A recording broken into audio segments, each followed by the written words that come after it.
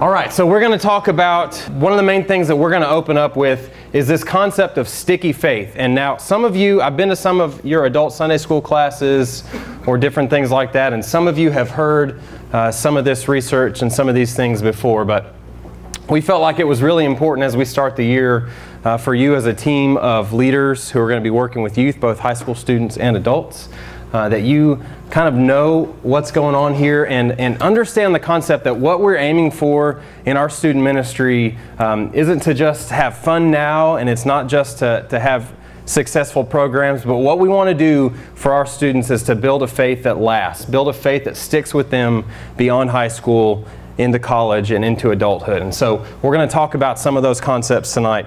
But I want to start with this. Yeah. This is my family. Aren't they sweet and cute? 3 of 4 of them anyway.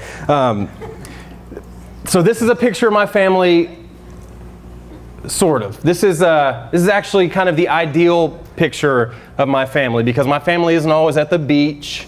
We're not always smiling. In fact, you can see I've got Paxton like a death grip, and I just whispered, "Stay here and smile," like so that we could get this picture. And so often there is a disconnect between pictures of my family that look like this, where we're all happy and smiling at the beach in the sand, and the reality of my family where we're like, I've just threatened my children and they've been crying and somehow, brought it together for a smile here. So, and I imagine if you look at your photo albums at home, you've got family pictures that are like this. They're like the ideal version of your family, but there are probably backstories like, oh yeah, my parents had me in a death grip here so that I wouldn't run out into the water or whatever, and they told me to give me candy if I would just smile or something like that. I think all of us have pictures like that and memories of almost killing our children in order to get them. Maybe I'm the only parent. Anyone else? Thank you. Okay, I have a few honest people. That's good. Likewise, these are some pictures of some of our youth. Now, this is going to be interesting. If you're in high school, raise your hand.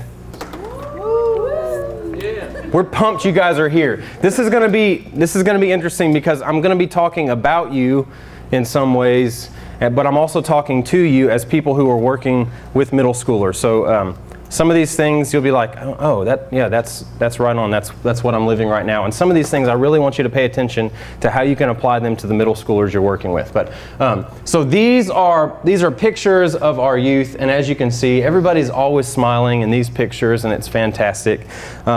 So what I want us to do is kind of come up with some ideal versions of these youth. So at your table, I want you to take a few minutes and discuss some of these questions. What do we want for our kids?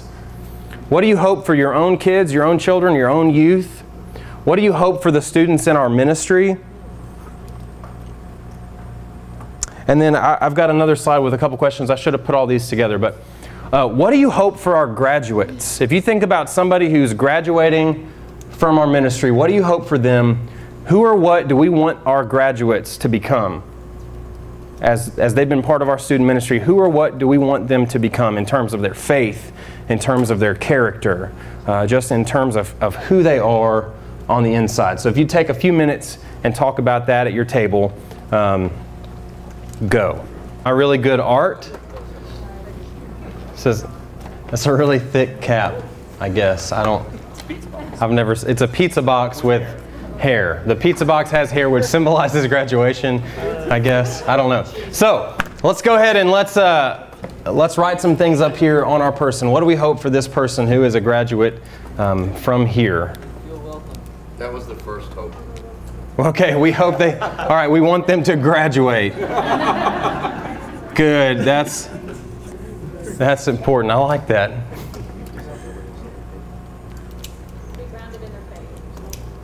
Grounded in their faith.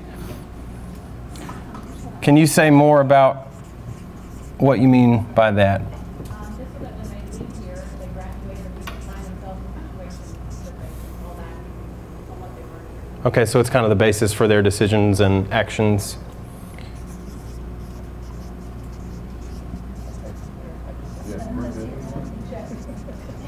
Good job, back table. What else?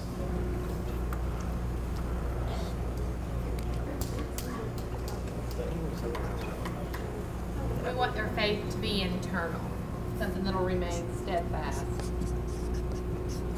Faith internal. And, oh, I'd left out the L. Okay. We said a solid set of core values, faith-based core values. Solid core values. Did you have any examples? Now we kind of talked generally about it. Okay. No kicking, no punching. No kicking or punching. Good. Okay. You have to consider our group there, Travis. That's great. So you've been working with a 7th grade group. Right. You're like graduate elementary, right? Okay. What else? Be an example. Be an example. Be an example or a disciple. Be an example / disciple. Okay.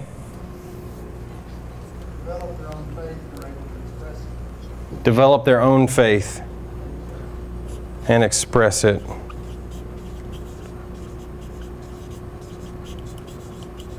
So this is something that maybe they're not just taking things at face value, but they've wrestled with it themselves. Okay. Own faith, not just parroting. That's good.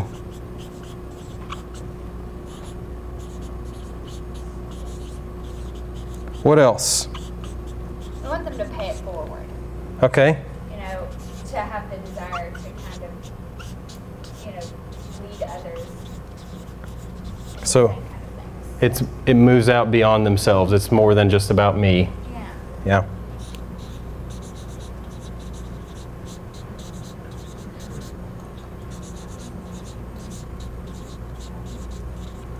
How about this table? We did middle schoolers, not us. Yeah, because we're like about to graduate. Except so we did do one graduate. Okay. We put expand friendships. Expand friendships. What do you mean? well, we put like we were talking about like kids younger than us. Okay. Who we're working with, so like we hope that they can branch out and form Okay. friendships outside of their. That's good. I think that's good. Think about, if you would, I know you didn't talk about this, but think about where you'll be in a year or 2 years. Where would you want to be? Where do you want to be when you go to college? I agree with the grounded in your faith thing, because I feel like if you graduate and you have a really solid faith, you know who you are in your faith, you're going to be really comfortable when you make decisions about who you hang out with, the environments you put yourself in, things like that. Sure. And the core values are along with that. So you guys agree with grounded in your faith, core values, solid core values. Those are going to be important for you real soon. Are already. Should be already. Yeah. We don't like no kicking. Yeah, we don't like no kicking. You want me to take that one off? Okay, we'll just kicking. We'll just. There you go. Anybody else who hasn't?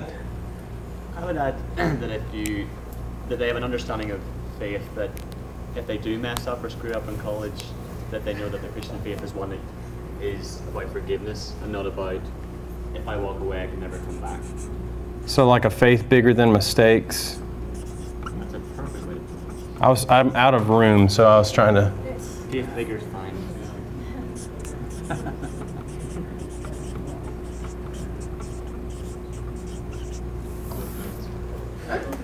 Anything else? Yeah. And they will have had experiences with other people and their faith that can ground them. Okay.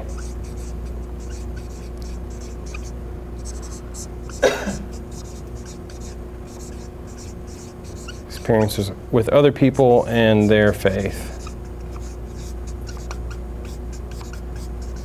Okay. This is great stuff. I hope that we're doing this as a student ministry. I hope that when people graduate from here, that these are the things that they are, and these are the things that they're about, and these are the things that they do. We actually have some really good scriptural basis for just this kind of thing, and I want to share that. This is from Deuteronomy chapter 6, verses 4 through 9. And it says, Hear, O Israel, the Lord our God, the Lord is one. Love the Lord your God with all your heart and with all your soul and with all your strength. These commandments that I give you today are to be on your hearts. Impress them on your children. Talk about them when you sit at home and when you walk along the road, when you lie down and when you get up. Tie them as symbols on your hands and bind them on your foreheads. Write them on the door frames of your houses and on your gates. You may recognize this. This is from Deuteronomy, but in the Gospels, somebody comes to Jesus and says, Teacher, what is the greatest commandment? Teach us what is the greatest commandment. And he says, he quotes from this, he says, You shall love the Lord your God with all your heart and with all your soul and with all your strength. Interestingly, in Jewish worship to this day, this piece of scripture is recited every time they gather for worship because it's so central to their faith that they will constantly be passing on their faith to their children, that they'll constantly be living out of an example and sharing that example and teaching their children the commandments of God at all these times and all these places. And in fact, some of these things are taken literally. So tie them up as symbols on your hands and bind them on your foreheads. There are things called phylacteries that actually take these words, and you may have seen this from somebody who's an Orthodox Jewish person. They will actually have them wrapped around their head in a box there. Or it says on your doorposts, write them on the door frames of your houses and on your gates. There's a thing called a mezuzah that sits on the door frame of almost every home of a Jewish person. And when they walk in, they kiss it and touch it as a reminder to them of the centrality of this commandment and of passing on the faith to the next generation. Hey, Melody. In a timely manner. So you waved. I was just excited to see you. So this is at the very heart of our religious tradition. It's so important that we pass on the faith to the next generation. And then here's another piece. Every time a child is baptized in our church, we stand up and we take these vows. Let's say it together. With God's help, we will proclaim the good news and live according to the example of Christ. We will surround this person with a community of love and forgiveness that he may grow in his service to others. We will pray for him or her that he may be a true disciple who walks in the way that leads to life. What do you think are the most important pieces of this vow here? A true disciple who walks in the way that leads to life. A true disciple, we want somebody to become a true disciple who walks in the way that leads to life. But what's our responsibility? Everybody who takes this vow, what responsibilities do you take on? We will pray for them. We will surround them with a community of love and forgiveness. What else? We will proclaim the good news and we will live according to the example of Christ. Every time a child is baptized, which is almost every week in our church, we stand up and we say, this is what we're going to do as part of this.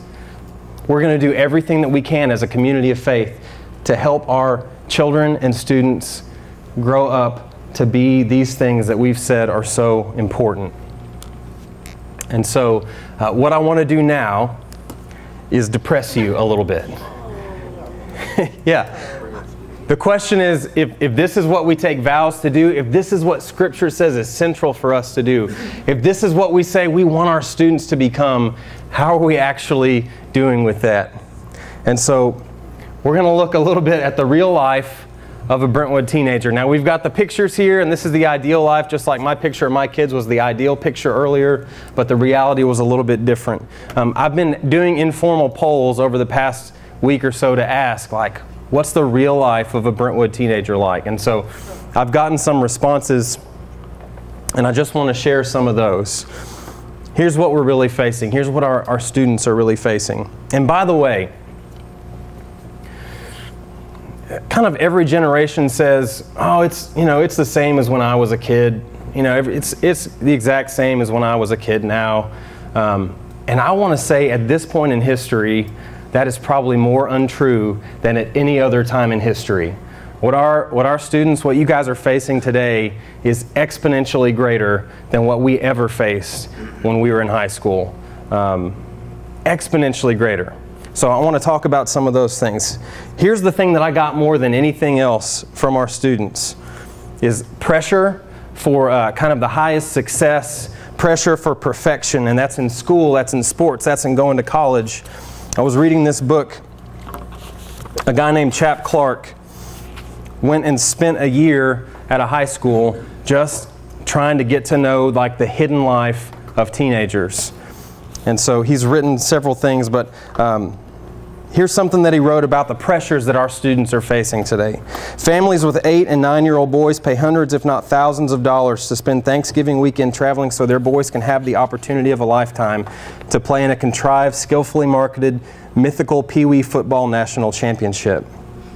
An 8-year-old who loves to dance. I remember hearing things specifically about this from some of our students. An 8-year-old who loves to dance is no longer allowed to attend a class she loves for its fun, free, raucous, or blah, blah, blah, blah, blah, whatever that is. Her dancing, I lost my place. Her dancing now consists of up to 6 or more hours of training, repetition, and practice per week, culminating in something called a dance competition, a phrase that was formerly an artistic oxymoron. Parental fistfights erupt during a 7-year-old's t-ball game in what I was later told is an intense competitive atmosphere, because it is, after all, competitive t-ball. A high school junior arrives home from school promptly at 5:30 after volleyball practice and begins a 4 to 6 hour ordeal called homework on an average night. She has dinner over a textbook, which allows her to avoid conversation with her mom, and falls asleep exhausted at midnight, only to rise the next morning at 5:30 for band practice before her 7 o'clock AP calculus class. Does this sound fairly accurate here? The pressure our students are under is so much greater than anything we've ever faced. There's more. There are, believe it or not, in Brentwood, Tennessee, there are issues with drugs and alcohol. In fact, we're really proud in many ways that our Brentwood and Williamson County students are overachievers. They overachieve academically, but I had the privilege of going to a meeting at Ravenwood High School 2 years ago in which they shared the results of a survey with parents that not only are our students overachieving academically, but our students are ranking well above the national average when it comes to drug and alcohol use. Our Williamson County students, above the national average in almost every category of drug and alcohol use. And often what we see is we see parents and adults in this community overachieving as well in how they provide access to those things. And so our students are faced with pressure yet again that we didn't necessarily have to face. And not only, it's not just, it's not just a few things, but at this meeting that I went to, they had several police officers there who talked about the wide array of things that they can get into now that we didn't know about. In fact, there are things you can buy at Walgreens and smoke that will get you high but won't show up on a drug test. Yeah, I don't even know what that's called. Who knows? This is a test. Who knows what it's called? I don't. Good. You pass. You don't know what, that's good. That's good. There are so many things out there, so many opportunities. I think we maybe had 1 or 2 choices, when we were in high school. And now just the access is unreal. There's also a huge discrepancy between parent and youth understanding about access to these things. I read one statistic that said 50% of high school students have been to a party with alcohol or drugs in the past year, but 80% of parents say that their kids have never been to a party with alcohol or drugs. So there's a big discrepancy in what's actually going on and in what many parents think is going on and what many adults in the community think is going on. Information access. This is huge. Our world used to be the block that we lived on. I remember when I used to have to, I would have to call a girl on the phone and risk talking to her dad, which was really scary. And that risk is gone, which that's just really an experience you guys need to have. But, man. Anyway, it is life-changing that you can just send somebody a text. You should thank God for that. So many ways. Unfortunately, there are so many negative side effects for this. One of those is unfiltered internet access for many youth. We have kids who have computers in their rooms, and things like internet pornography are huge among middle school and high school guys. So many guys are struggling with that, but not many guys are talking about it. And we have so many, it's unfiltered and unchecked in so many ways, the things that you can get to on the internet and the things that our students have access to in their homes. And then there's kind of consequence-free social media for many people because it's the same kind of thing. It goes unchecked in many ways. So people can do whatever they want on Facebook, on Twitter. Nobody's really checking it. There are dangerous things happening. Girls are posting dangerous things on Facebook, and they have no idea what kind of danger they're putting themselves in by doing that. But it's going unchecked. Some other things. There's less sleep in many ways because of your pressure at school, the fact that you've got your phone in your room and you can be on it and text until 2 and 3, 4 in the morning, even on a school night, so your sleep levels are down. There's more self-injury, so things like cutting, other things like that people are doing. And then something they're facing that we didn't face is higher divorce rates. It's now more the norm that a student has divorced parents than that they have parents who are still married. So there are just issues and things that our students are facing in real life. Is there anything you guys would want to add? Am I making any of this up? Does this sound... No, it's true. So, you can go ahead and move that less sleep, but they get no sleep. Make less sleep, no sleep. Take care of that one. So if this is the reality for a teenager in Brentwood, which it sounds like it is, and there's probably things that I'm missing, but this kind of gives you a big picture look. If this is the reality, and if this is what we want for our students, it seems like now more than ever would be the time that they need us to step up, and they need the church to be everything that it can be.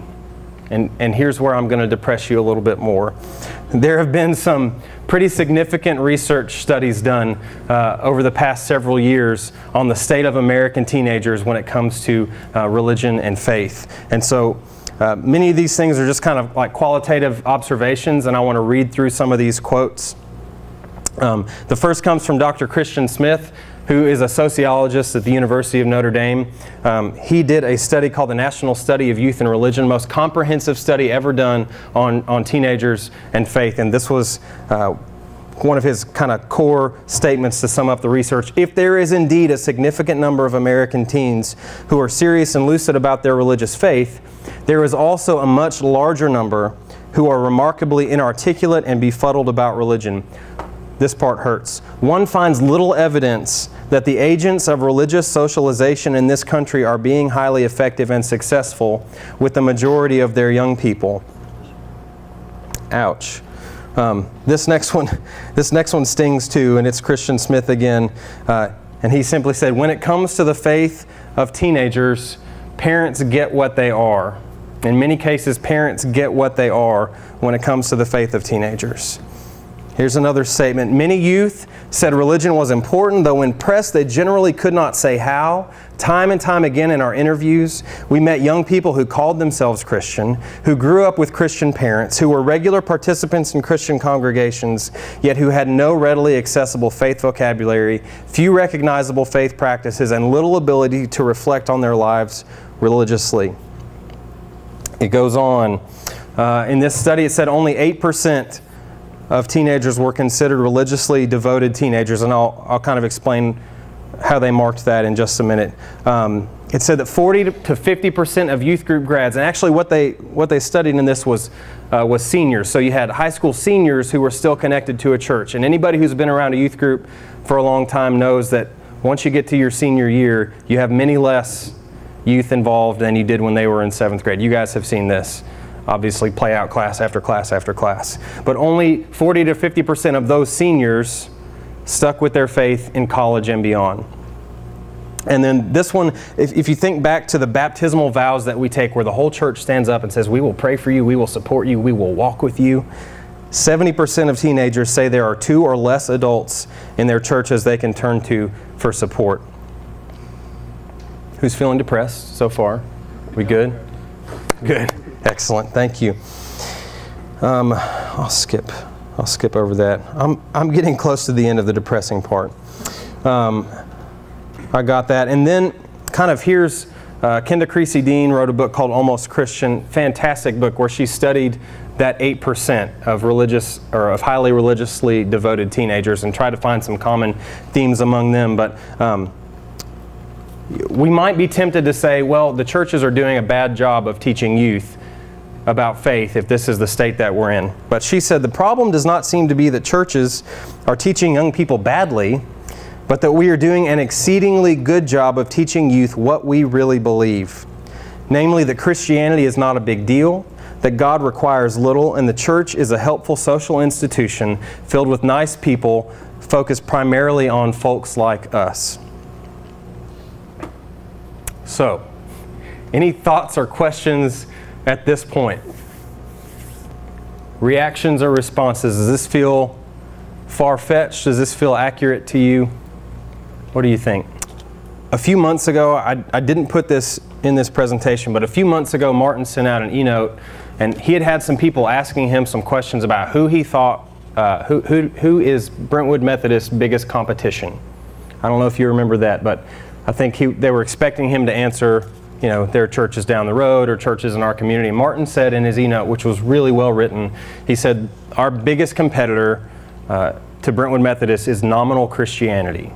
Nominal Christianity, where people are Christian by name only, but when it comes to their lifestyle, their spiritual practices, that kind of thing, there's not really much about watching them that would inform you that they're Christian.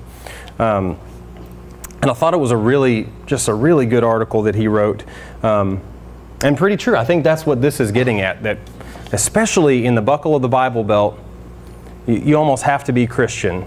You almost have to say you're Christian just by social pressure. But the question is, are you really living it out? And that's the question for our students. Are you Christian by name only? Are you Christian in kind of the way that this is describing?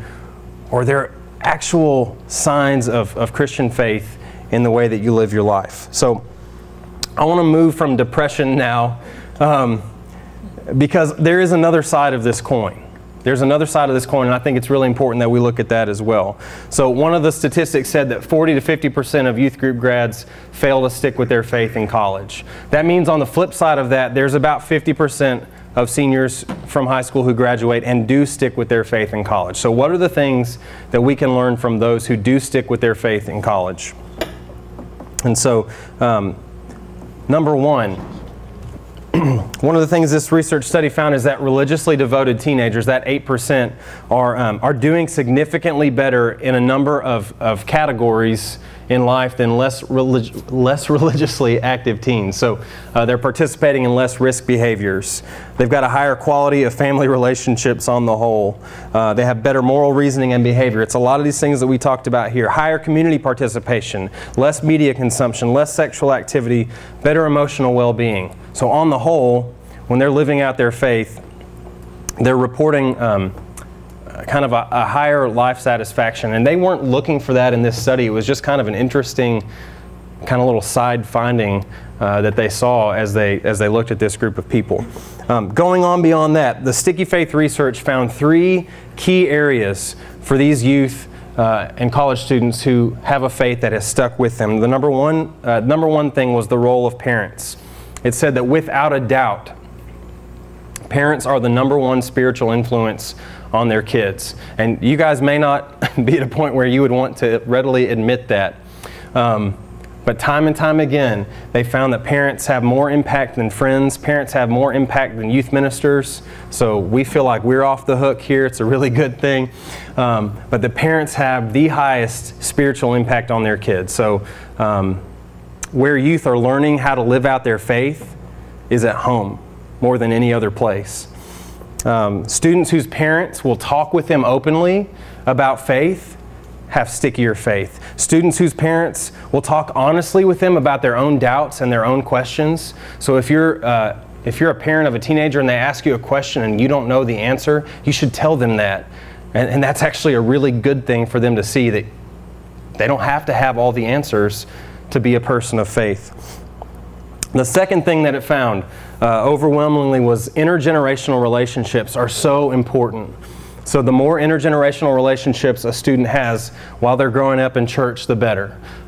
Students who participate in church-wide worship, I feel like we do a great job of that here. There are many churches who during the worship hour will separate out. They'll have a children's worship service, a youth worship service, and an adult worship service that all happen at the same time, and they never worship together. But what it's finding is that when you go to worship together as a family, that's helping your youth and your students have stickier faith. And then something else that was really interesting is students who serve children. Students who actually do things to work with other people, to teach other people, to mentor other people. As they do that, they're growing skills and competencies, and they're growing in their faith as well.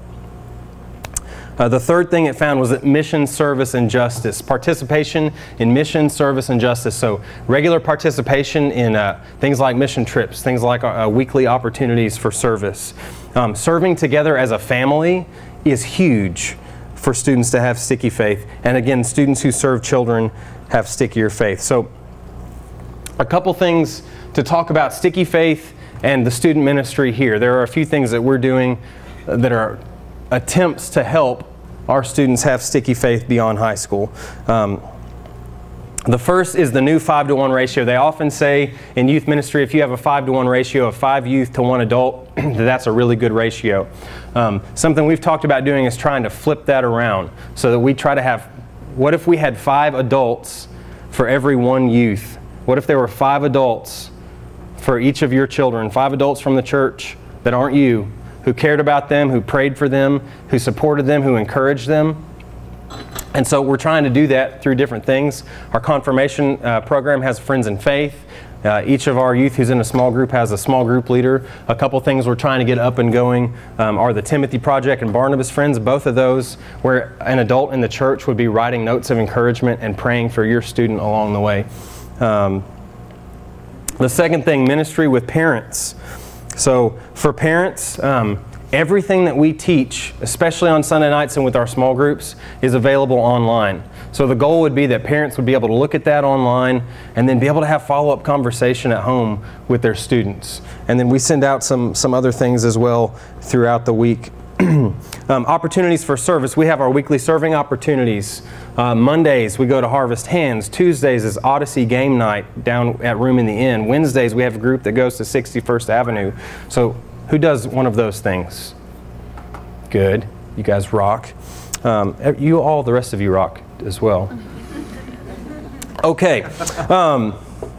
We have summer mission trips and choir tours. You all know about that. The missions department is trying to begin now family days of service where you can go out. They did one in July that was a water bottle blitz in downtown Nashville. It was real easy to just bring your family and go out and do that. Intergenerational opportunities. We've got high school students who started this last year, and that's increasing this year, serving younger students. Timothy Project and Barnabas Friends, like I talked about. Small groups, most of you know about that. I want to get to kind of a last thing, and this is a point where I think we all need a word of challenge. I know that I need a word of challenge daily in working with youth in the way to do that. And I want to challenge all of us that this year, I think our students need 4 things. I think they need spiritual leaders, they need hand holders, they need butt kickers, and they need finger pointers. And I want to explain what all of those things are. The first, spiritual leaders. I think maybe more than anything else, what our students need from us is to be spiritual leaders. Not just placeholders, not just leaders who show up because we like hanging out with kids, but I think what they need from us, our middle schoolers need this from you, is they need people who are attempting to intentionally grow spiritually. That's what they need from us. They need people who are attempting to intentionally grow spiritually. They need people who have been there, who have experienced things, who have tried things out, who've experimented with different ways to grow and can speak from their experience spiritually and challenge those students to grow spiritually as well. So a question for you to think about tonight, and I want you to write this down. But what are you doing to shape your own soul? What are you doing to shape your soul? And what would be the next step for you when it comes to growing spiritually? All of us are at different points. And I don't think the point is that we're all at some kind of spiritual peak and that's the only place that we can be when we work with students. But I think the point is that we are doing something to go from where we are on the next step to where God wants us to be. The second thing that our students need, they need hand holders. Right? So this can take on a variety of forms, hand holders. Maybe it's listening to a middle school girl who is sobbing about the relationship that just ended for her, and it's like her life is over and her heart is broken, and you just sit there and listen to her talk about that. Maybe it's sitting with a group of students eating pizza and you're not really talking about anything deep. You're just hanging out and you're just listening to them and you guys are just talking about stuff in general. Maybe you're listening to a 16-year-old boy whose parents are going through a divorce. And it's just a time for you to try to listen to what he's saying about that. Maybe you're praying with a young woman in one of your small groups who just is going through a time where she feels like there's nobody who likes her, nobody who understands her. Or maybe there's a young man in one of your small groups who is just really struggling with the idea that God could want him to do anything. He's just trying to find his place, trying to find his purpose in life. But what our students need is people who will just take the time, slow down, and listen to them deeply. So another question for you to think about as you're approaching your work with students this year is, how much space are you making just to listen? How much space are you making just to listen? The next thing, possibly my favorite, because I can think of several people who served as this for me, but I think our students need butt kickers, right? I grew up in a small church, and I had about, I don't know, we probably had 30 extra grandmas. This is my sister Jana, we grew up in, yeah. We probably had 30 extra grandmas in our church who would just kick our butts if we stepped out of line. They would do it in a loving way. Most of the time it was in a gentle way, but sometimes it was really firm and really direct. And I think that sometimes our students need that. They need somebody who will say to them, sometimes gently in a question form, hey, do you realize what you're doing to yourself with this action or this decision or this activity? Sometimes they just need us to be direct and come out and call them on it. And I think a lot of times we shy away from that as leaders because we're afraid we're going to push them away. We're afraid they're not going to come back. But I remember fondly the times when I got my butt kicked from an adult in my church, and I know that I needed that. And that's just part of walking this life of faith together, is that like we're willing to kick each other's butts when needed, because all of us step out of line and all of us need that kind of accountability. We even have cooking on the board. What's that? Exactly. Goes back to kicking right here on the board, right there. I think this also means that we need to not be afraid to ask our students to dig beneath the surface.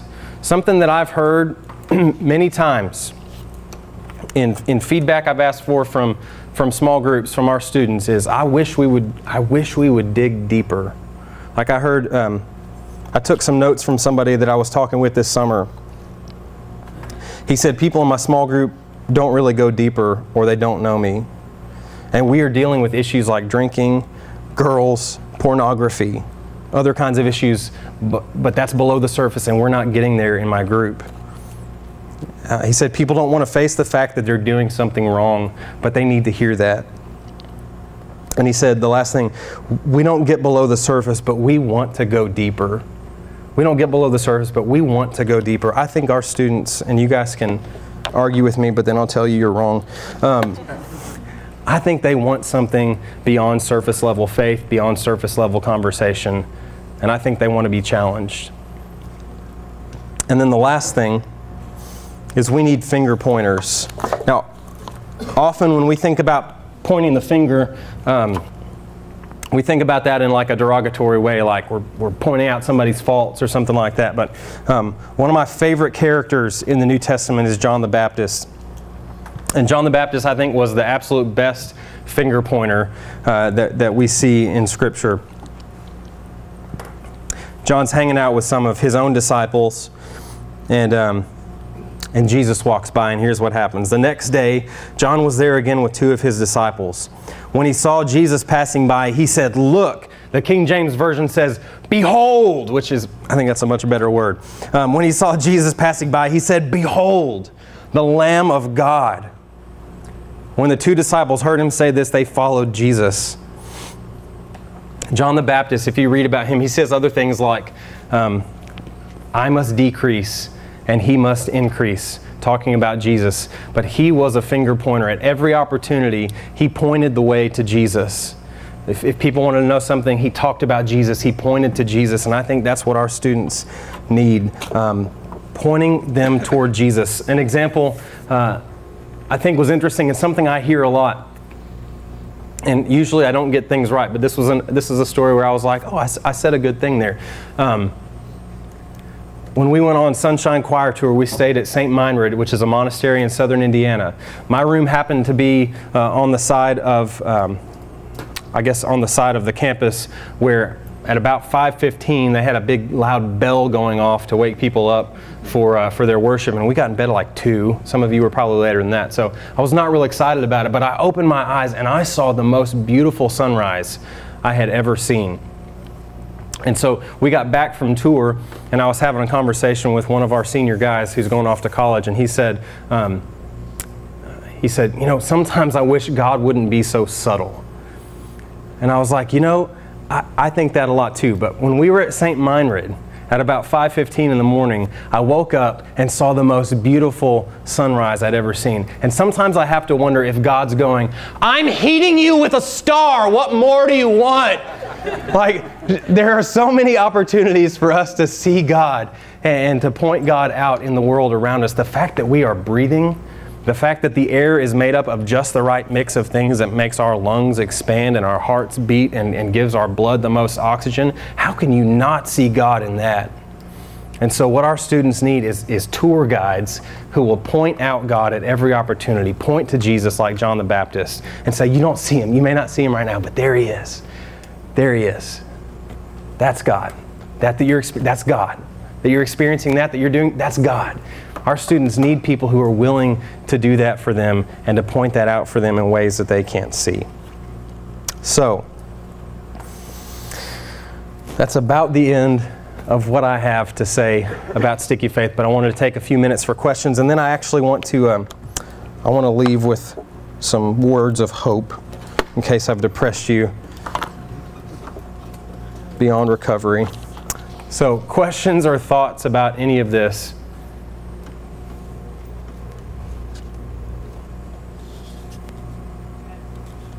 Yes. I was just going to say that I'm certain that all the stuff in this PowerPoint is true and the research in general is true, but as a parent, I'm just overwhelmed by the evidence that what's going on in here at this place is the opposite. I mean, as a parent, I was thinking, my kids have a jillion more than 2 people to talk to in the church. And then just sitting here at this table listening to these people, when the very first question that you asked about our hopes and dreams for our students, and I'm talking about, well, here's what I want for my biological kids. And the people at this table going, well, for my kids, I hope this. And, oh, I'm so worried about my kids at this.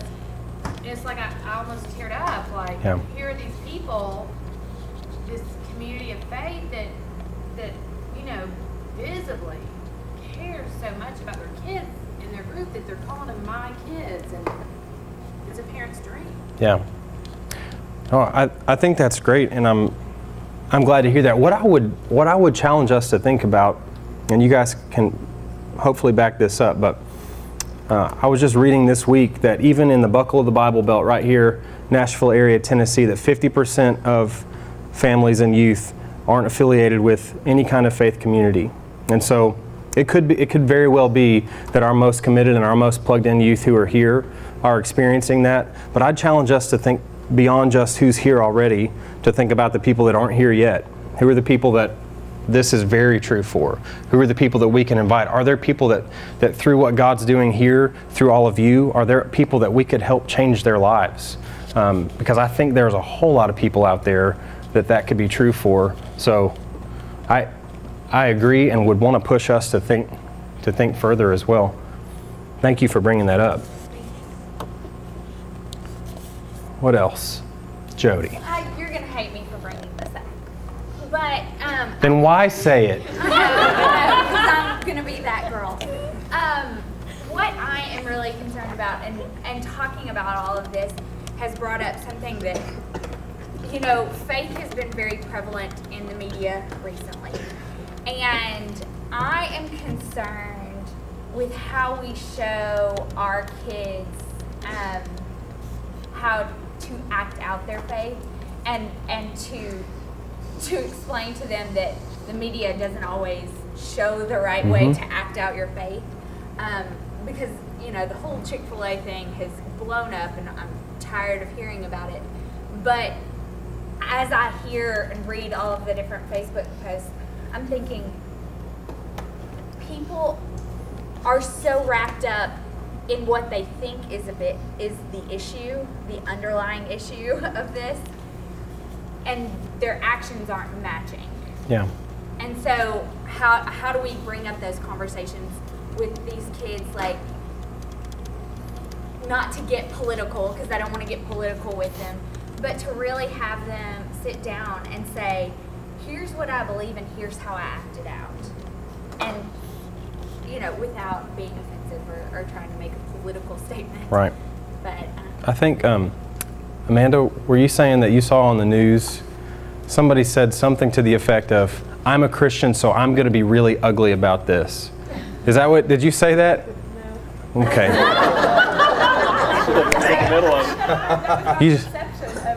That was your perception. Oh, okay. Nellie, what were you going to say? I was going to link the 2 points back to Dina's. I led a small group of 7th grade guys this past year, and yeah, they're connected to 2 adults and more adults than that. But in our small group, I struggled because we weren't getting, like, and they're 7th grade boys, which is different. But I kind of need the permission from you, and maybe other people feel like this, to dig deeper and to do some kind of butt kicking. Yeah. Because I kind of felt like I can't really push too far. This has got to be safe and nice. So just because they're in a small group and they've got those relationships, the quality of those relationships are what matter. And so for me as a small group leader, it's really useful to hear, dig deeper, get to those conversations, push them, don't let them sit on the surface. My take is, I love that you guys are in here. My take is, for many people, by the fact that you're coming to a church means that you have some level of expectation that you're going to be pushed when it comes to faith, or else you would. There are many, many other things you could be choosing to do with your time. Now, some of our middle schoolers are being forced to be here, but I even think they're coming here, even on the surface, if they're like, I just want to play video games and blah, blah, blah. I believe that below that, if you can rub off that exterior of a 7th grader and shake them a little bit, which I would never do and advocate. But I think there's a certain level of expectation when you come here that you want to be challenged because you're coming here with the hopes of growing in your faith, not just to hang out. I could be wrong. And you guys are like the cream of the crop, so you might be saying that more than others. What Neil said is fact. He has 7th graders, okay? That's pretty much the first year they start going through all this. Like Kevin and I did with 7th graders. We're now going to our senior year. So it's kind of hard to dig, I guess, when you're starting out. I mean, our guys, like Bubba and JR and Jordan and all these guys, we've been with them for 6 years. Yeah. We've been able to establish that relationship. We've gotten deeper and deeper each year. And so I guess it might be more difficult, like he said, even to get permission from the parents and see really how far you can go. We've kind of done by trial and error. Yeah. Working over the years. And I think we're going to get into some of that in the second hour with small group leaders, just on some expectations per grade level maybe. But yeah, that's exactly true, that every year you should be able to go a little bit deeper because they're a little more mature, your relationship is a little bit stronger. But yeah, go ahead, Brian. What kind of feedback do you all as the church leaders want? And where I'm going is if there's digging deeper and this kind of things, then you could get to an area, not with our group, which most of them are in here, so they're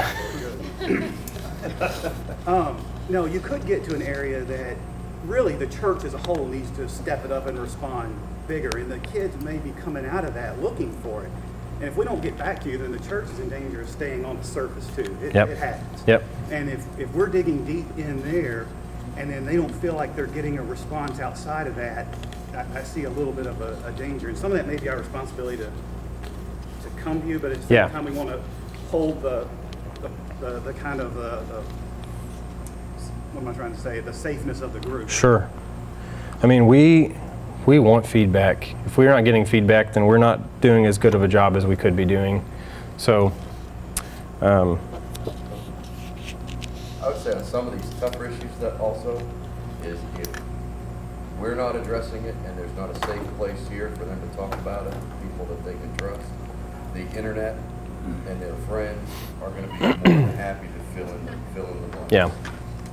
And piggybacking on that too, you know, when you showed the statistic about kids who, you know, they drift away when they get to college, I'll be the first one to admit that that was me, but I want to ask, without anybody answering, how many of us came back?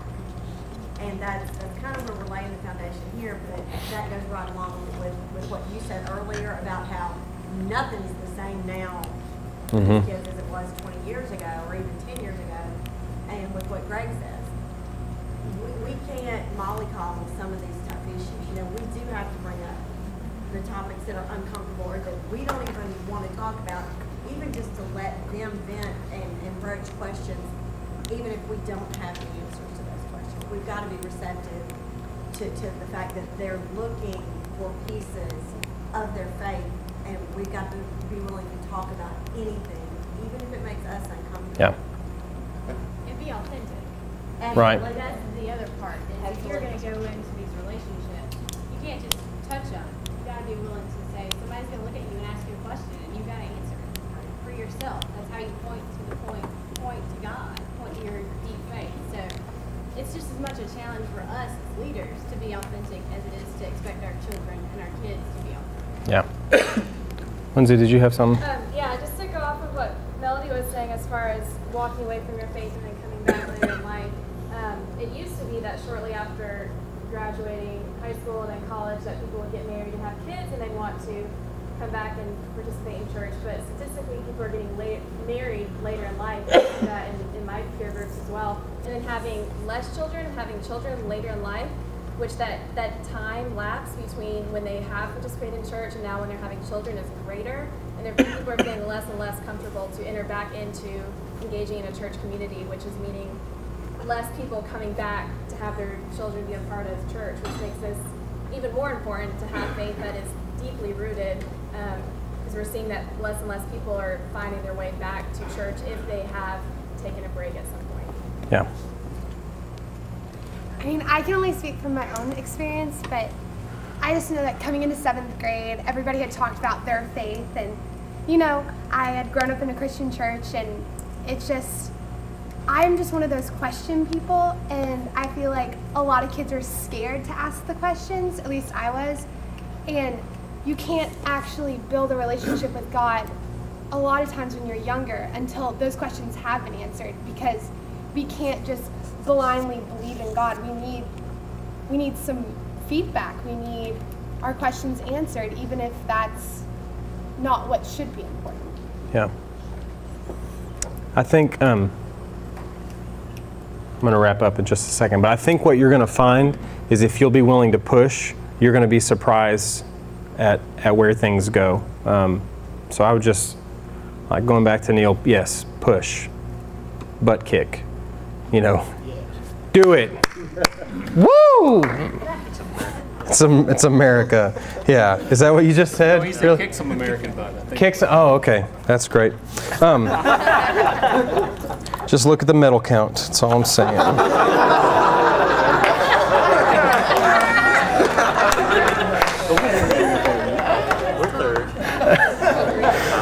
Third by a wide margin. Okay. So,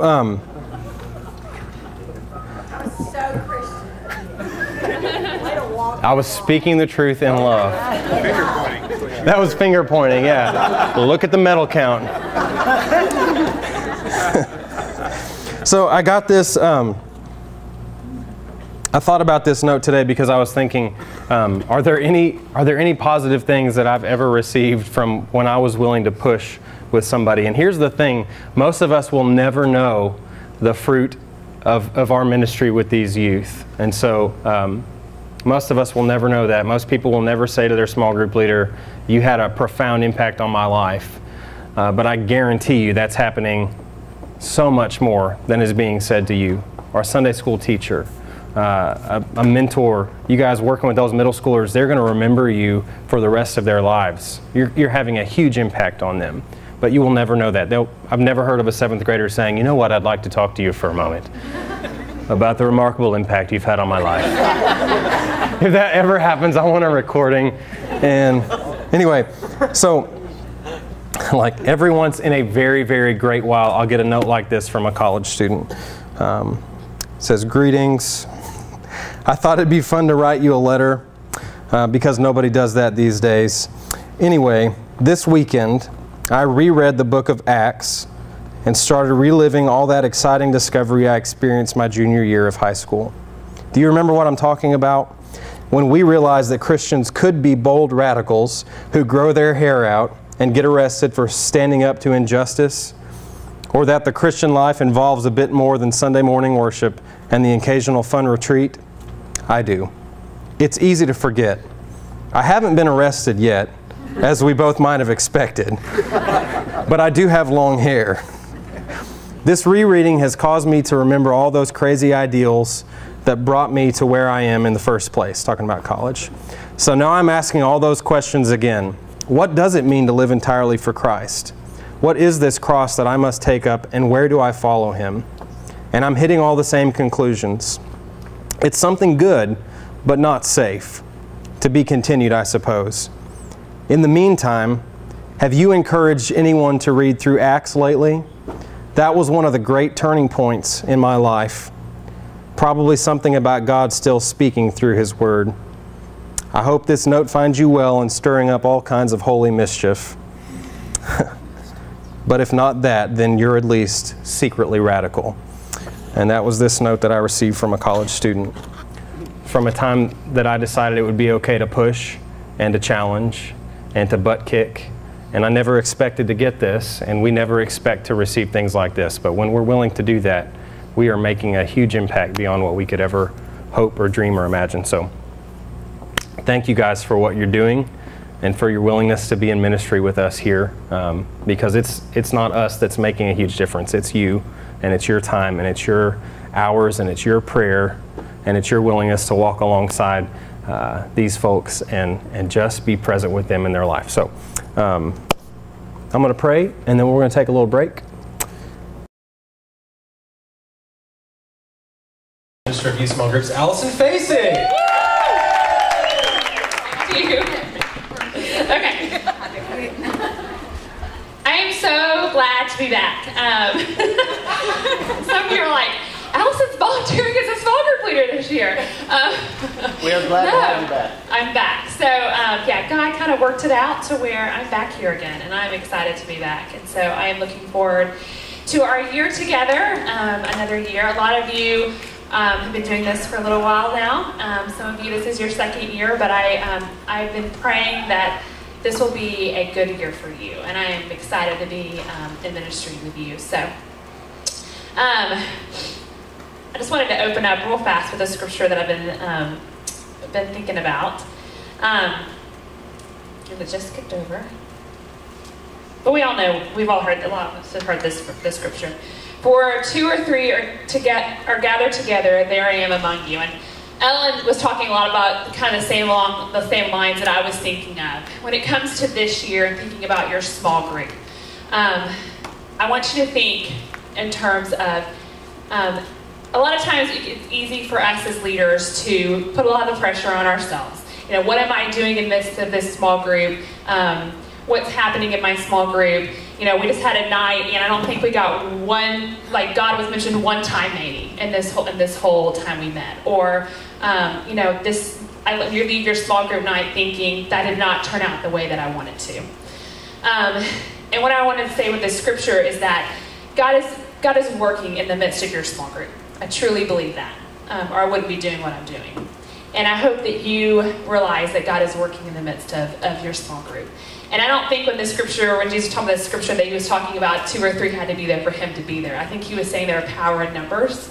And that's why we do our small groups, is because we believe Christian community and being able to talk about our faith among other people who are going through the same things we do is going to strengthen us and it's going to help us grow. And so I want you to think in the terms this year about how God is working in the midst of your small group and realizing that God is simply using you as a vessel to your students, and that God is working in the midst of the times where you're having really tough discussions, where you can't get anything done, when you're going, why did I sign up to do this? God is working in the midst of that. And so I want to start out our year together kind of encouraging each other in the midst of that.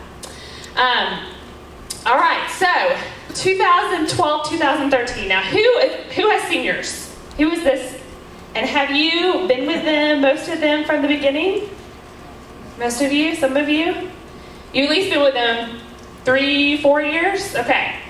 And so you guys got a lot invested in this. You know, you spent a lot of your time on Sunday nights, a lot of your energy investing in that. I know some of you, like Barbara, you know, or you can have tears come to your eyes because you've spent a lot of time with your students. And so I want to start off our night kind of talking a little bit about kind of what we put into it and what we get out of it.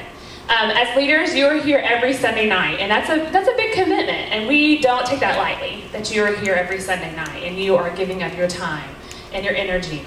And so we think that's amazing. We appreciate that so much.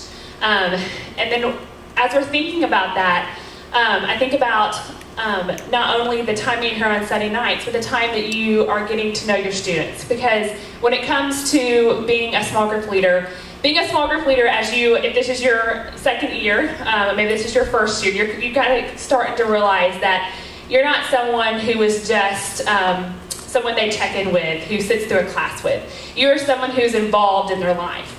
And we want you to be that. We want you to be someone who isn't just someone who they see one time on Sunday night.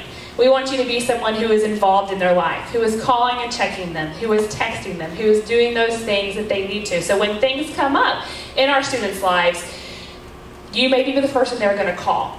And so we know you're putting a lot of time and energy into what you're doing, and so we want you to get a lot out of it, a lot out of your small group time. And so I think one of the best ways to get a lot out of it and to keep your group growing is the time you're putting in with your students. And we also have to think about, too, when it comes to that, what are the best ways to communicate with your students? And you have to kind of learn that with your students. I don't think email anymore is the best way to communicate with our students. A lot of them aren't checking that. So I think a lot of that's figuring out what's the best way to communicate with your students. But what I want to say to you tonight is the more you put into it, the more you're going to get out of it. And a lot of you can kind of see that through time. You've been putting in, you've been calling, you've been checking in on them, and so we want to encourage you in that. I think the way that you're going to get your students committed is you're going to know them, and you're going to be forming that relationship with them. And so we want to encourage you this year to continue to be investing your time in your students, and then that is going to get that investment back to you when you're seniors and you see them and you feel like they're your own kids. Like we were talking about our kids. These are my kids. So we want to make sure that you're getting that kind of investment as well. Okay, as far as this school year, we want to go over a little bit of our Sunday night calendars. I'm going to pass those out.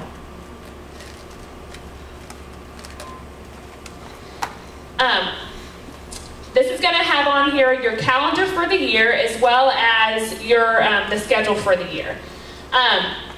While we're passing those out, I want to talk a little bit about, a lot of you who've been doing this for a long time, we talk about different things we want you to be doing during your small group time, okay? So I don't know if you can think of the 3 things that we say. Can anybody think of the 3 things that we say you want to get in? Do you remember us talking about this at all? The 3 things. Prayer. Accountability. What's the third one? What do you think of the third one? The third one is the curriculum that we provide. But those 2 ones are really important. And so I just want to spend some time talking just a second about what you're doing during your small group time. Those are the 3 kind of goals that we have for you when it comes to small groups. We want you to have some accountability in your small groups. We want you to talk about our curriculum, and we want you to have some prayer time, okay? When it comes to these 3 goals, the reality of these goals are going to depend on the age that you're working with, okay? So And over your time of leading, you're going to see it's going to become easier to kind of get those things through there, but it's still kind of tough. And so what we want you to do is try to find a good balance the best you can of those three things. We want you to hold your students accountable, and we'll talk more about that when it comes to the covenant in a few minutes. We want you to be talking about the curriculum, and we want you to be praying with your students, okay? When it comes to accountability, those of you who have students who went on Sunshine Choir Tour, they asked a question on that tour. Does anybody, I didn't get to go on it, but I heard a lot about it. Was there a question that the students were asked or was questioned to them? Do you remember at all? Kind of is well with my soul. Wasn't that the theme? And so we were thinking this year when it comes to accountability, that might be a good, I don't know if you have a question that you have with your small group, but that might be something you want to think about. What's a question or some kind of accountability question that you can ask every week with your students? It kind of gives a register of where they are with themselves, where they are with God, and that sort of thing. And so that might be a good idea when it comes to accountability. Small group questions. When it comes to our small group questions in our curriculum, we want that to be a basis to help you create the conversation in your group, okay? And we hope that through this curriculum, these questions we're giving you, will create a great atmosphere for the students to share about the things that are happening in their lives, okay? It is a guide for you. We would love you to use the questions. We also want you to take those questions and think, how is this applied to my group, and how can I use this to get the best conversation possible, okay? We want you to go through those questions, but sometimes one question might resonate more with your small group, and you think all of a sudden they've attacked that question. You spend a lot of time diving into that. We want you to be kind of guiding your conversation with your small group as a guide. So that way, you don't get to your end of your time and all of a sudden all you talked about was football or something like that. Do you see what I'm saying? Those questions are meant to be used to kind of allow them to talk about their lives, which is why we do small groups, but relate it to what happened that night and to what's going on with God in their lives, okay? The last thing is prayer. We want you praying as a group, okay? And as your students are growing, as they're growing in age, we want that to be something where the students are helping to lead that prayer time. We don't want you to be the one that always prays. We want you to encourage your students to pray in your group, okay? We want that to be a solid time where you're really praying for what's going on in your students' lives. So we want to make sure that you're doing that with your small group. And if you have questions about the small group questions or ways to continue that growth of talking in your small groups, we really, please come talk to me, come talk to you staff. We'd like to be able to help you with that. Also, when we talk about leader investment and getting in touch with, getting involved in your students' lives, I want you to think about, too, like I said before, what's the best way to communicate with your students? Susan and Carrie, sorry Carrie, I'm dragging you into this. Susan Graham, talking to Susan Graham this week on the phone, and she says at the beginning of the school year, she takes her phone and just passes it around to the students and says, put your cell phone number in my phone, or whatever it is to communicate. So she's already got that. For a lot of students, they have their phones on them a lot of the time, and so text messaging may be the best way to contact your students. Yeah. We have a closed group on Facebook. Yeah, and that's a great way too. There are many small groups who have a closed Facebook group. And that's a great way to communicate with your small group, and then also to kind of carry on the conversation that you've had maybe in your small group for the week, during that Sunday night through the week. Because that would be a great way to help that accountability in your small group, is that maybe during the week you're talking about that in your Facebook group. So think about that as you're trying to grow in your relationship with your students. And like we said, and Travis has said already, we want you guys to be spiritual mentors. We want you guys to be someone who is guiding them in their faith, helping them wrestle those hard questions.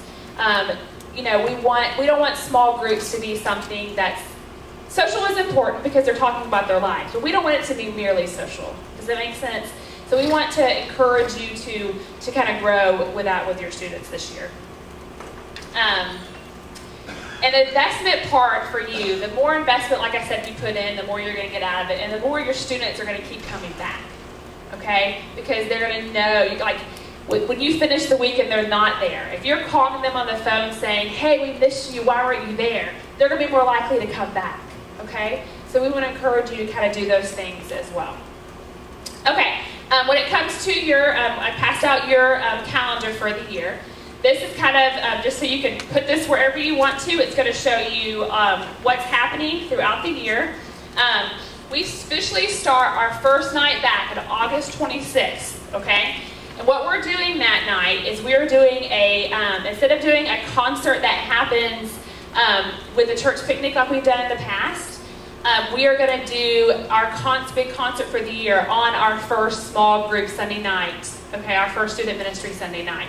So Drew Holcomb and the Neighbors is going to be here. Megan knows who that is. He's going to be here kind of kicking off our night together. And so what we're setting this night up to be is we're being a night where we're saying to our kids, bring your friends to the concert and then take them with you to your small group, okay? Introduce them to what a small group is. Let them come and experience for a night. So that's what we're going to do. And so we want to encourage you as the leaders to make contact with your students before that night. You know, make contact with them, encourage them, tell them you're excited about the new year, that you're excited about them being in your small group again, and then encourage them to bring their students with them, okay? Bring their friends with them, excuse me, okay? So that's what we're doing on that first night. So Drew Holcomb and the Neighbors will happen in here, both worship times, okay? And then you'll go to your small group after that. When it comes to our Sunday night schedule, you can see that's kind of on the side of our calendar. 7th through 9th grade is running just like it did last year.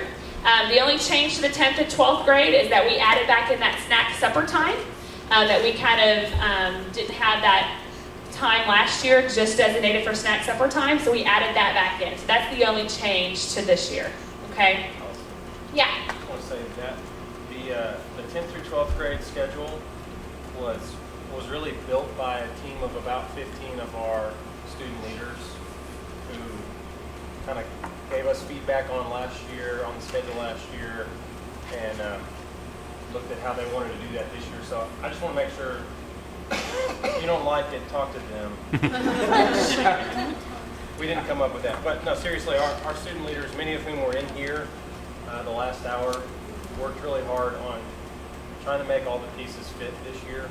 And they're excited about that, so I hope we all will be as well. Allison, what time will we meet? I mean, will we meet before like we did last time? Yeah, what we're going to do is that it'll run similar to last year. So we will meet at the beginning of a new series. We will meet at, if you're 7th through 9th, it'll be at 5. If you're 10th through 12th, it'll be at 6. And then we, on the weeks that we're not meeting ahead of time, usually end up being once a month, even if our series didn't change, we kind of did that. And then we'll just meet to pray and pick up our attendance and things about 5 minutes before we start, so on the other days.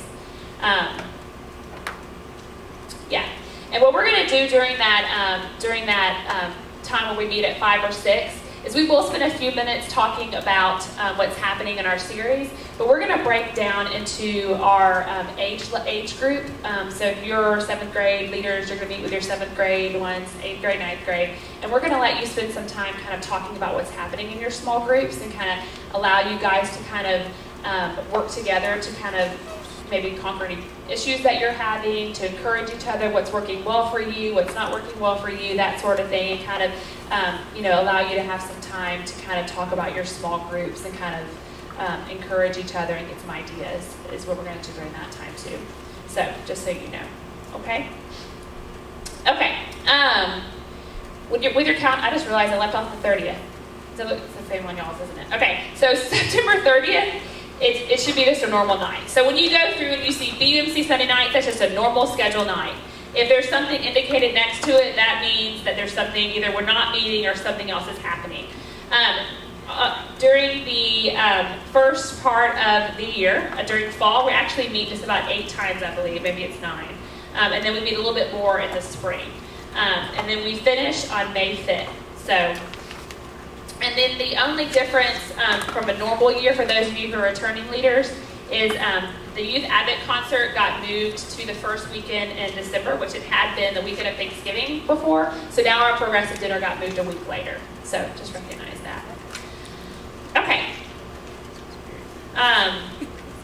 Okay, I think that's all right now for my part. Travis, you're up.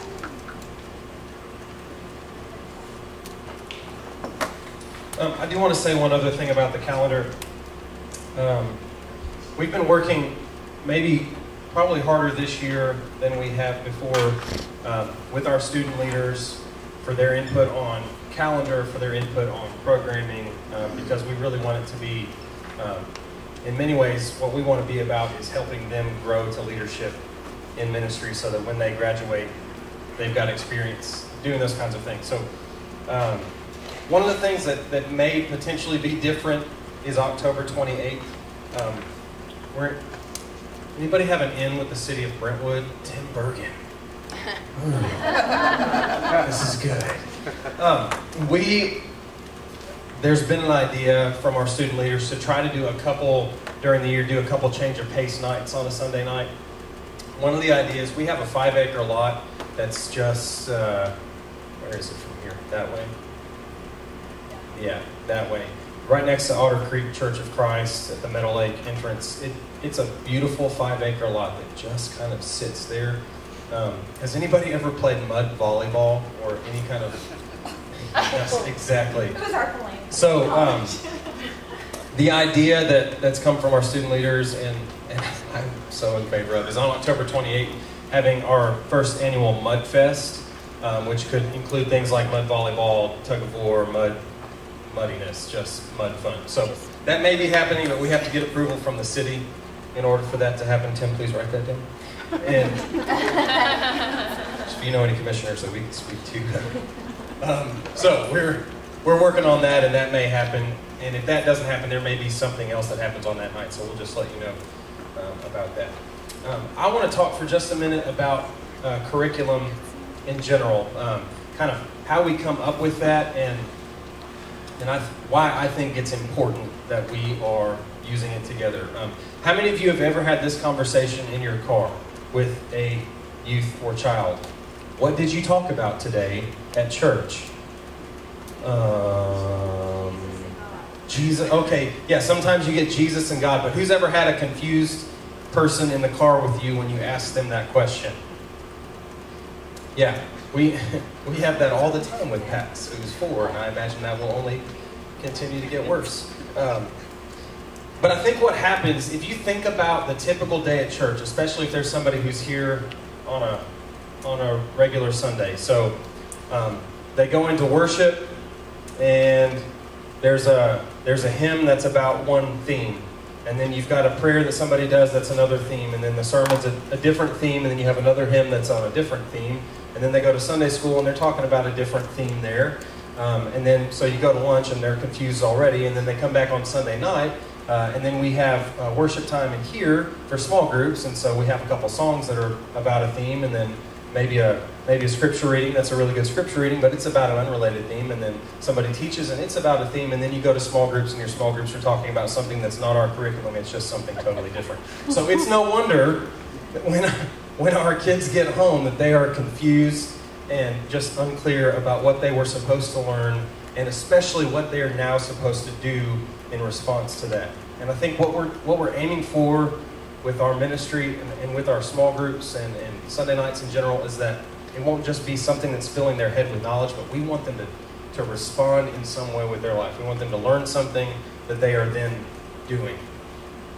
And so we're working really hard, and have been over the past couple years, but I think we're amping it up even more this year, to try to have every Sunday night to have one big, clear idea that we want to communicate, one big, clear idea that we want to talk about, one big, clear idea that is biblical, straight from Scripture, and one clear biblical passage that we want to wrestle with. And then from there, in our small groups, if we'll all kind of commit to one big idea, there are all kinds of different angles that you can take with a big idea. There's all kinds of different ways that you can discuss one big idea. And so it's not necessarily, this is your this is your one phrase and you just have to repeat this over and over again. But it's our goal this year that we would have each of us, from our large group time to our worship music to any videos that we show, to our small group time, is really trying to help them focus so that when they get in the car on the way home and you say, what did you learn tonight and what are you thinking about doing in response? They'll maybe be able to articulate something a little clearer than, which seems to be what we normally get in the car. So we're working really hard on that. The way that we're coming up with our curriculum, well, there's a couple ways. One, we've asked our small group leaders, what are the things that your students are wrestling with? And I did hear back from about 12 of the 80, so that was helpful. And then, so if you didn't respond, there's still a chance to do that.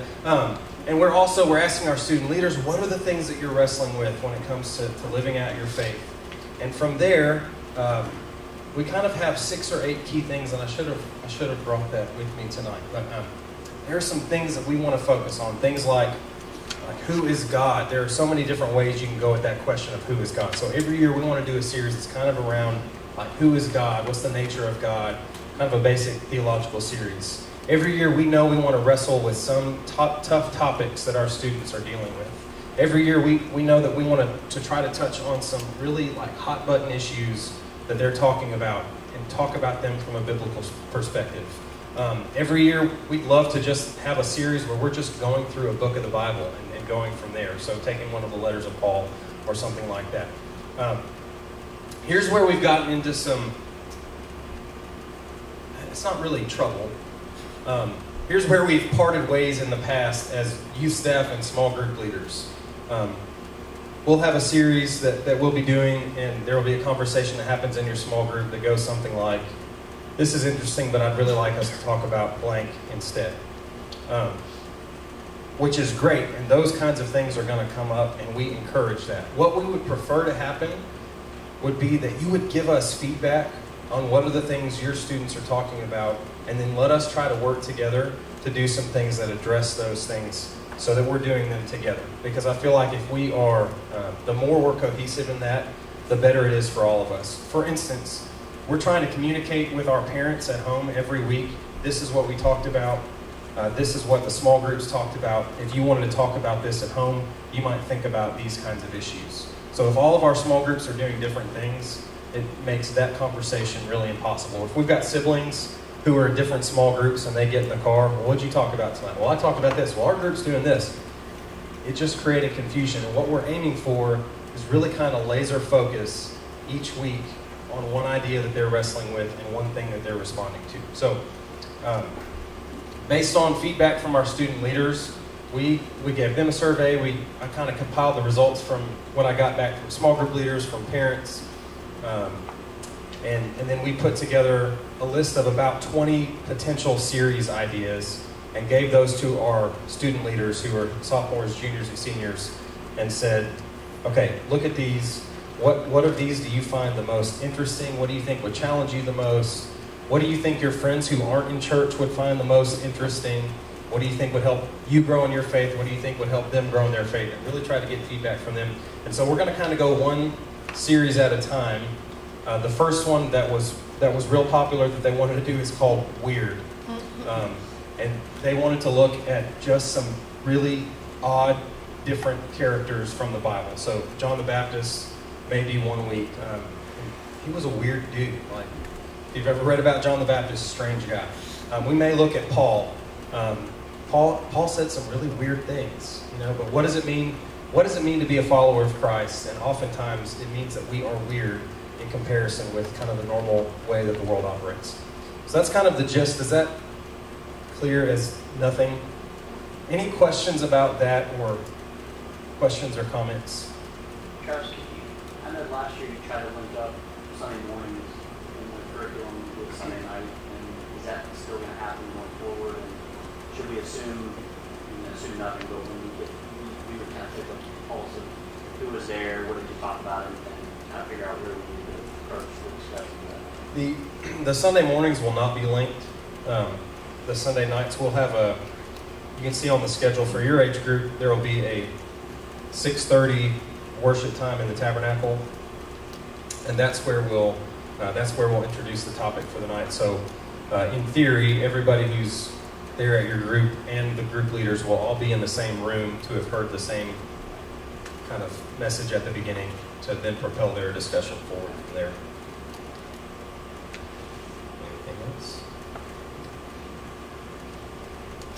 Awesome. So, a big takeaway from that is please share with us your feedback that you're getting from your groups. What are the things that they are struggling with? What are the things that they want to study? And then, of course, there are going to be things that, from our side of life, looking back at high school and middle school, we know that they need to study, that they may not necessarily want to look at or study or learn about. But so we're going to come from that angle with it as well. What's next?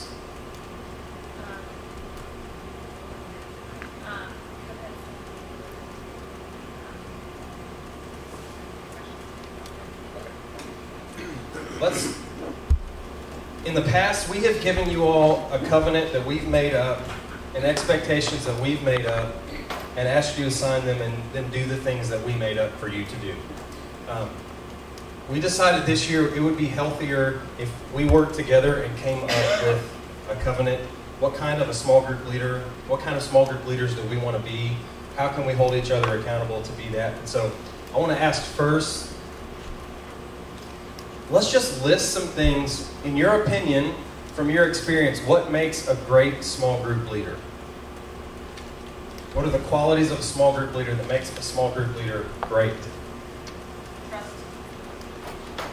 To begin with, presence, being here. Trust. Like that the people in your group trust you. Okay. Presence.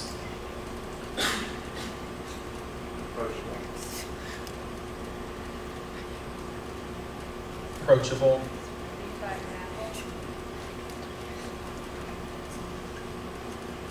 Lead by example. Listen.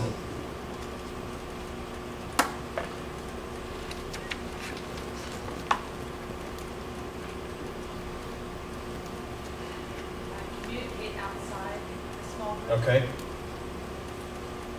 Communicate outside the small group time.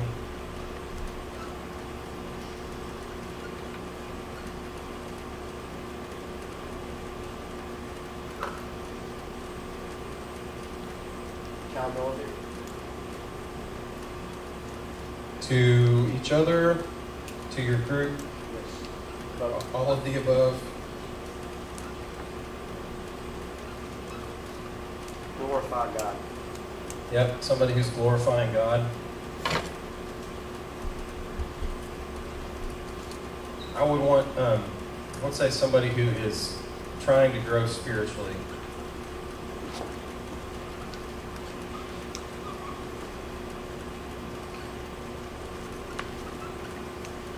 What else? Willingness. Like a willingness to stand in the front even when it's awkward, a willingness to throw it out there. Are you saying I'm awkward right now, No. standing in the front? Is that? Not you. No. Willingness to sing the worship song. All those things, just willingness. Okay. Willingness to participate.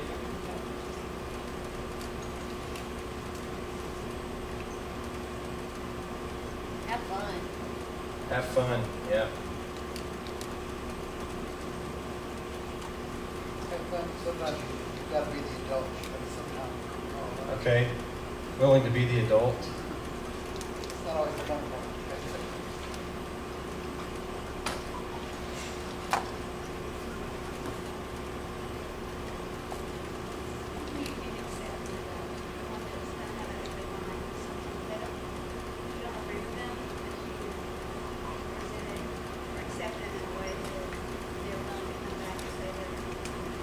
Okay, accepting and open-minded even when there are things said by your students that you may not agree with. I think they want to know that we love and support them.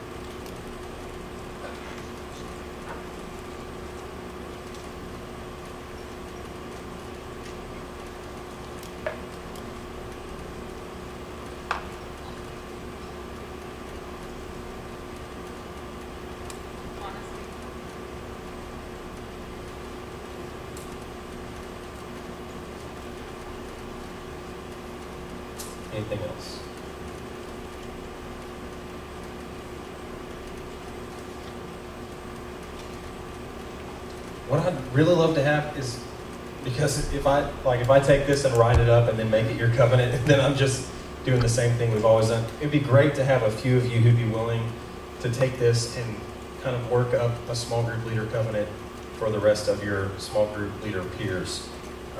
Is there anybody, maybe like 3 or 4 people, 5 people who'd be willing to do that? One, I have one. I have one looking for 2, one looking for 2, I need 2, I got one looking for 2, I have 2. Bill. Bill, did you volunteer? I'm in. Okay. Jana and Barbara, anybody else really, like, is God speaking to anyone else very clearly right now? Okay, cool. So we'll give this list to y'all and have you come up with something for us to work on together. Go. Okay, what we wanted to do now, and we're running, we have about 10 minutes. What we wanted to do now was give you an opportunity. I don't know how many of you have your co-leader here. How many of you have your co-leader here? A couple of you. Okay. If you have your co-leader here, I want you to go find your co-leader and sit with them. If you don't have your co-leader with you, you can kind of just stay where you are. And then, are you all sitting with your co-leader? No one's moving. Oh, you are. Okay. What we're going to do is we wanted to give you, if your co-leader's here, you can do that with them. If not, you can do it by yourself or with someone else sitting at your table. And then the new leaders, those people who are new leaders, you're going to meet with me during this time. Okay. I wanted to give you time to intentionally plan for your year. Okay. So I have some questions that David's going to put up there. Sorry. That I want you to take some time to kind of really think about your small group and what you want to do with your small group this year. Okay. These are kind of questions to guide you, but you guys can kind of do that together. But first was just kind of thinking about what is the celebration that you had in your small group last year? What are some challenges that you may have had in your small group last year? What are some things that you can do to help those challenges? What are some goals you might have? Where do you want your group to be by the end of the year? What are some extra things you might want to do? What's the most effective way to communicate with your group? How can you get your students more involved? How can you challenge them in their faith? These are kind of all kind of questions that I thought of that you might want to think about as you're thinking about your year with your students. But I just wanted to give you, we'll take about 5 or 10 minutes. And I just want you to, if you're by yourself, you can do it by yourself. If your co-leader's not here, if not, you can kind of find someone who may be in your same grade level or something that you could do this with. But just kind of think about your year and what you want your year to look like with your small group. I don't know if you guys get together with your co-leader and talk about these things, but I think this would be something to encourage you to do with your small group, your co-leader throughout the year. Kind of take a temperature is what you can kind of say. Where is your group and where do you want it to go and how is it going? So I want you to encourage you to do this now, and then I want to encourage you to do this throughout the year with your co-leader so that we can have some intentional, where we want things to go this year. Okay, so you guys go ahead and do that. New leaders, we'll be in the back right here for a few minutes, okay?